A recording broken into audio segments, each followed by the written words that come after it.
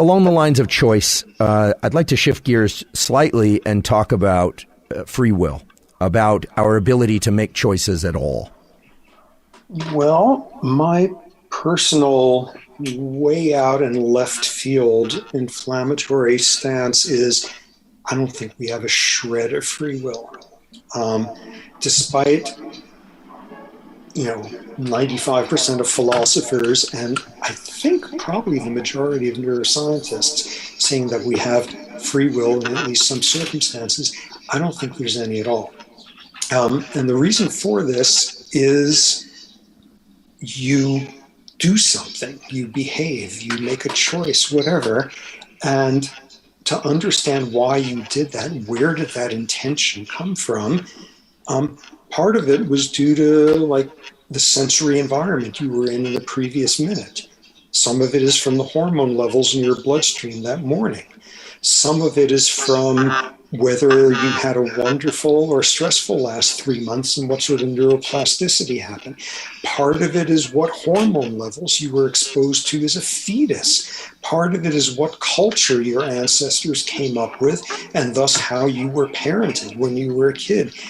All of those are in there, and you can't understand where behavior is coming from without incorporating all of those. And at that point, not only are there all of these relevant factors, but they're ultimately all one factor. If you're talking about what evolution has to do with your behavior, by definition, you're also talking about genetics. If you're talking about what your genes have to do with behavior, by definition, you're talking about how your brain was constructed or what proteins are coded for. If you're talking about your mood disorder now, you're talking about the sense of efficacy you were getting as a 5-year-old. They're all intertwined. And when you look at all those influences, basically, the challenge is show me a neuron that just caused that behavior, or show me a network of neurons that just caused that behavior, and show me that nothing about what they just did was influenced by anything from the sensory environment 1 second ago to the evolution of your species. And there's no space in there to fit in a free will concept that winds up being, in your brain, but not of your brain. There's simply no wiggle room for it there. So I can appreciate that our behaviors and our choices are the consequence of a long line of dominoes that fell prior to that behavior. But is it possible that I can intervene in the domino effect, so to speak? In other words, can my recognition of the fact that genes have heritability, there's an epigenome, that there's a hormonal context, there's a historical context, can the knowledge of that give me some small shard of free will? Meaning, does it allow me to say, okay, I accept that my choices are somewhat predetermined, and yet knowing that gives me some additional layer of control? Is there any philosophical or biological universe in which that works? Nah. All of that can produce the wonderfully positive belief that change can happen.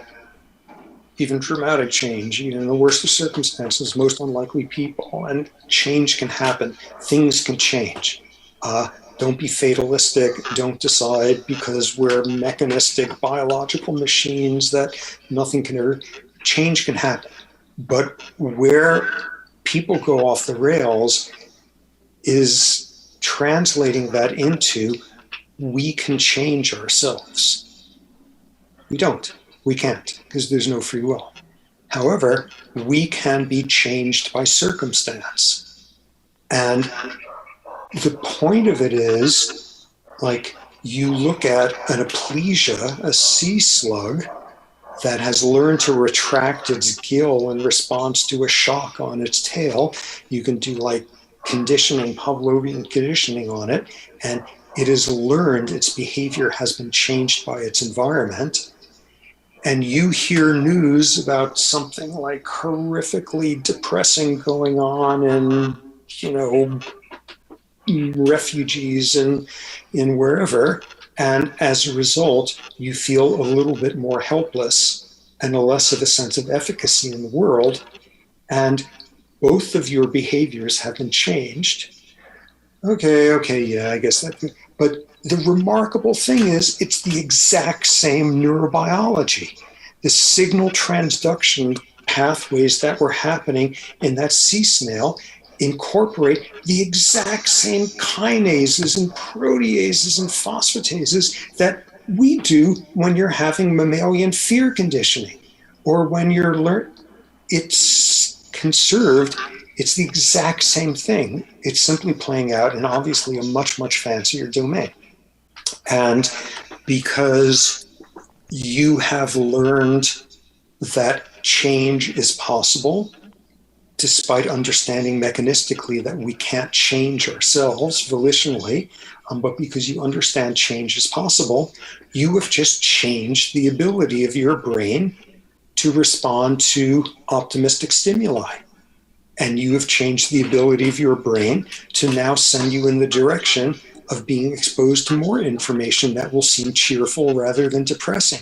Oh my God, that's amazing what Nelson Mandela and Martin Luther King and all these folks did. Wow, under the most adverse of circumstances, they were able to do. Maybe I can also. Maybe I can go read more about people like them to get even more data points of changed neurochemistry so that your responses are different now.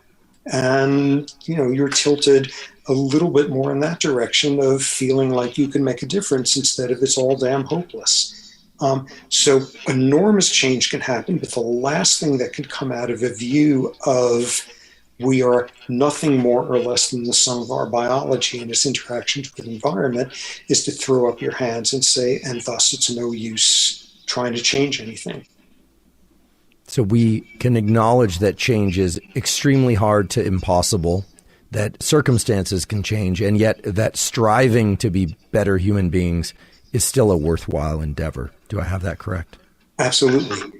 Because simply the knowledge, either from experience or making it to the end of the right neurobiology class, has taught you that change can happen within a framework of a mechanistic neurobiology. You are now more open to being made optimistic by the good news in the world around you.